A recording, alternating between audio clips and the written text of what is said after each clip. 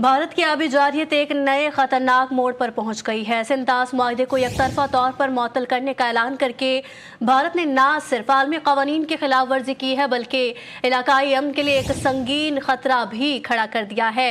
World bank और आलमी सालसी अदालत की वाज़ेह पोजीशन के बावजूद भारत की जानिब से इस मुआहदे को नज़रअंदाज करना काबिल तशवीश है।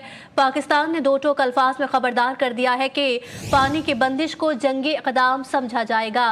ये कदम न सिर्फ पाकिस्तान की ज़राअत, खुराक और मईशत के लिए मुहलिक हो सकता है बल्कि खित्ते में इंतहाई कशीदगी को जन्म भी दे सकता है और इस इक़दाम के ज़राअत, खुराक और मईशत पर तबाहकुन असरात मुरतब हो सकते हैं। माहिरीन का कहना है कि भारत जोग्राफियाई तौर पर मुकम्मल तौर पर पानी नहीं रोक सकता, लेकिन सियासी दबाव, माली सरमायाकारी और इंफ्रास्ट्रक्चर के जरिए महदूद बहाव में रुकावट पैदा कर सकता है। आलमी बरादरी के जिम्मेदाराना किरदार की अशद ज़रूरत है। क्या भारत किसी फॉल्स फ्लैग ऑपरेशन के जरिए इस मुआहदे की मुअत्तली को जवाब देना चाहता था?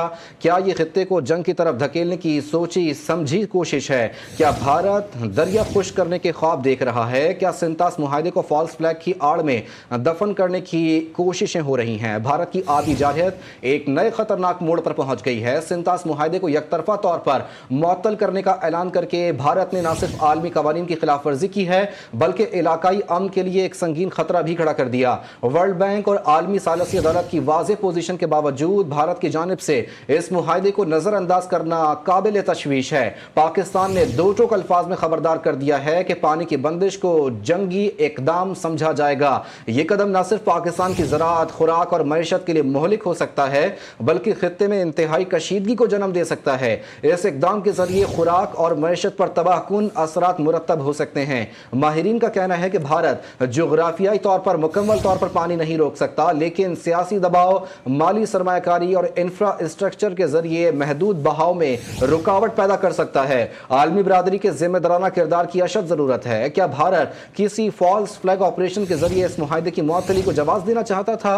क्या ये खित्ते को जंग की तरफ धकेलने की सोची समझी कोशिश है? क्या भारत दरिया खुश करने के ख्वाब देख रहा है? क्या सिंतास मुआहदे को फॉल्स फ्लैग की आड़ में दफन करने की एक मरतबा फिर कोशिशें की जा रही हैं? भारत की आबी जारहियत एक नए खतरनाक मोड़ पर पहुंच चुकी है। सिंतास मुआहदे को यकतरफा तौर पर मुअत्तल करने का ऐलान करके भारत ने न सिर्फ आलमी कवानीन की खिलाफ वर्जी की है बल्कि इलाकाई अमन के लिए एक संगीन खतरा भी खड़ा कर दिया है। इसी पर आपको बताएंगे भारत की आबी जारहियत एक नए खतरनाक मोड़ पर पहुंच गई है और सिंतास मुआहदे को यकतरफा तौर पर मुअत्तल करने का ऐलान करके भारत ने न सिर्फ आलमी कवानीन की खिलाफ वर्जी की है बल्कि इलाकाई अमन के लिए एक संगीन खतरा भी खड़ा कर दिया है। वर्ल्ड बैंक और आलमी सालसी अदालत की वाज़ेह पोजीशन के बावजूद भारत की जानिब से इस मुआहदे को नज़रअंदाज करना काबिल तशवीश है। इसी पर बात करते हैं। अहमद बिलाल सूफी साहब ने हमें ज्वाइन किया। सर, बहुत शुक्रिया वक्त देने के लिए। आप क्या देंगे इसके ऊपर? एक मरतबा फिर जो है वो मुअत्तली की गई है सिंतास मुआहदे की और उसे बहाल नहीं किया गया, जबकि आलमी अदालत की जानिब से बारहा ये कोशिश कहा जा चुका है कि इस मामले को जो है यकतरफा तौर पर मुअत्तल नहीं किया जा सकता। जी, इसमें तो बैनुल-अक़वामी कानूनदानों का मौक़िफ़ बिल्कुल वाज़ेह है कि इंडस वाटर ट्रीटी को यकतरफा तौर पर मुअत्तल नहीं किया जा सकता और इसी हवाले से जो परमानेंट कोर्ट ऑफ आर्बिट्रेशन है उसने एक खुद ही ऑर्डर इशू किया रिसेंटली और इस ऑर्डर में इस चीज़ की वजाहत की कि पाकिस्तान और इंडिया के माबैन जो क्लेम इस वक्त पेंडिंग है उनके सामने, उस पर यकतरफा मुआहदे को सस्पेंड करने का कोई फर्क नहीं पड़ेगा and they will proceed with the case. So ये जो ऑर्डर इशू हुआ, ये इंटरिम ऑर्डर जिसे आप कह लें, इंटरिम अवार्ड कह लीजिए, इसने इस चीज़ को साबित कर दिया कि यकतरफा सस्पेंशन ऑफ अ ट्रीटी, खास तौर पर इंडस वाटर ट्रीटी जो है तो बैनुल-अक़वामी कवानीन के खिलाफ है।